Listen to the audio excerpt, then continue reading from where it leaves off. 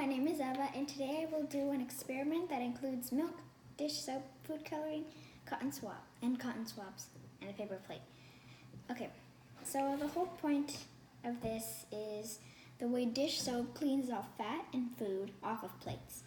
This is whole milk, even though it says lactose free, it has a lot of fat, so the dish soap is going to try to remove it.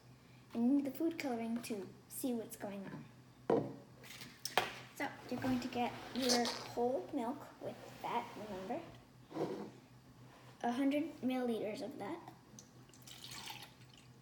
100, and you're going to pour it into a paper plate or styrofoam, either one.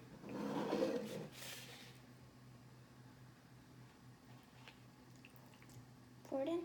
Make sure it's evenly distributed through the plate. Grab your colors of food coloring, whichever ones you'd like. Add 2 to 4 drops of each color.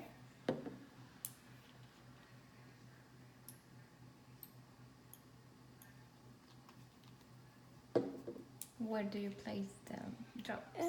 In the center of the plate is better, because if you put it on the sides, you're not really going to see it. So it's better to put it right in the center. Try to put them in their own rows, not all in a ball, because then they're going to mix and it's going to turn brown and you can't see it very well. Okay, after you did that, grab a cotton swab and your dish soap and pour it. It's going to slip out of my hand. And pour it onto the cotton swab. Don't do it so fast, okay? It's okay.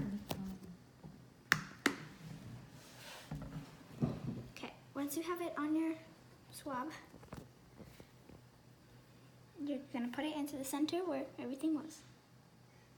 And it's not very, very colored because everything sank to the bottom, but the food coloring is so you can see how it moves it around.